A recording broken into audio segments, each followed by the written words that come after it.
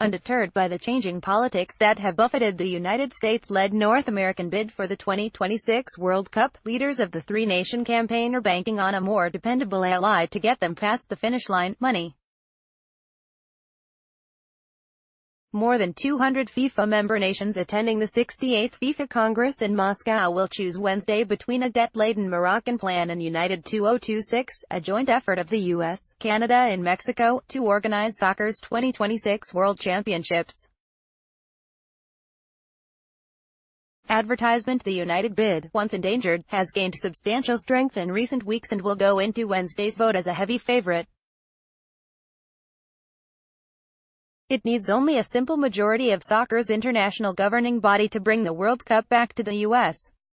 and Southern California, for the first time since 1994. But with the Trump administration's bellicose rhetoric endangering support from many countries in the developing world, Carlos Cordero, president of the U.S. Soccer Federation, has remained on the offensive by trumpeting the potential economic benefits of a North American World Cup. "This shouldn't be a geopolitical discussion or decision," Cordero said. "It should be based on the merits of the bid. The merits of the bid: we feel we have a compelling proposal. Chief among them is the $14 billion in revenue and $11 billion in profits the United bid is projecting for a North American tournament. That would bring each of FIFA's 211 members $50 million, a figure Cordero has not been shy about sharing with federations questioning whether to vote for the North American proposal. The previous World Cup, held 4 years ago in Brazil, generated $4.8 billion for FIFA. Leaders of the Morocco bid said Monday they are expecting an African tournament to generate $5 billion in revenue. The United bid is expecting to make half that amount in ticket revenue alone. Soccer Ramadan leaves Muslim World Cup players facing a tough choice by Kevin Baxter, June 10, 2018, 12:05 p.m. That doesn't mean it will win though. Wednesday's World Cup vote will be the first conducted with an open ballot, and there has been concern some federations will face pressure at home to vote against North America. Uncertainty. President Trump fanned this spring with a thinly veiled threat on Twitter. "It would be a shame if countries that we always support were to lobby against the U.S. bid," the president wrote. "Why should we be supporting these countries when they don't support us?"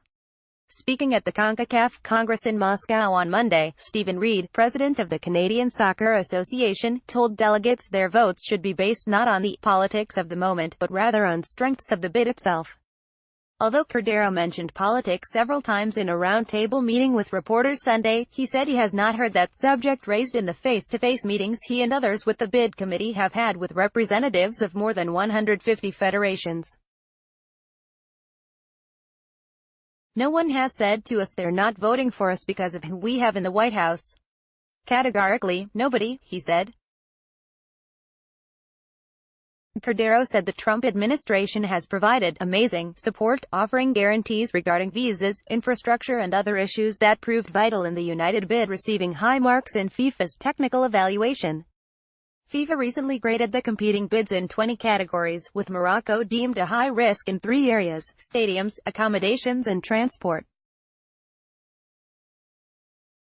9 of the 14 stadiums Morocco proposed using have yet to be built, and the other 5 must be substantially renovated, part of the reason the bid projected infrastructure spending of $15.8 billion. The Moroccans, bidding for a World Cup for the 5th time, also were graded as a medium risk in 10 other categories. The United bid received no high-risk marks and were marked medium risk in 3 areas: organizing costs, human rights and government support. The Morocco 2026 bid and United 2026 bid represent 2 almost opposite ends of the spectrum, said the FIFA report, which was released earlier this month.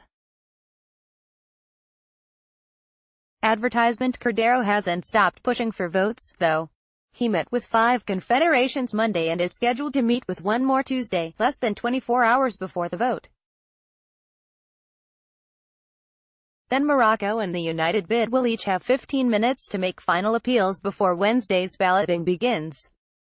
Carlos Cordero, president of the U.S. Soccer Federation, continues to trumpet the North American 2026 World Cup bid as the vote nears. Rebecca Blackwell, Associated Press, "We've been working basically non-stop," Cordero said. "We know what it's going to take to win, which is 104 votes. I feel we have a path to victory.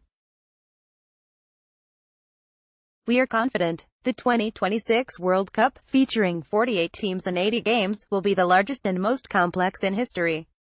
10 group stage matches will be held in Mexico and 10 more in Canada, with the rest of the tournament to be played in the U.S. Southern California is among the host sites that would be considered, with games possible at both the Rose Bowl and the NFL Stadium under construction in Inglewood. The only other World Cup played in the U.S., which finished at the Rose Bowl, remains the most financially successful in history. That tournament also holds the records for average and overall attendance.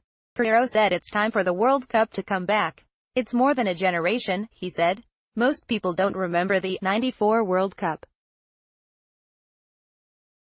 It's all ancient history. We're not thinking of losing. We'd like to win."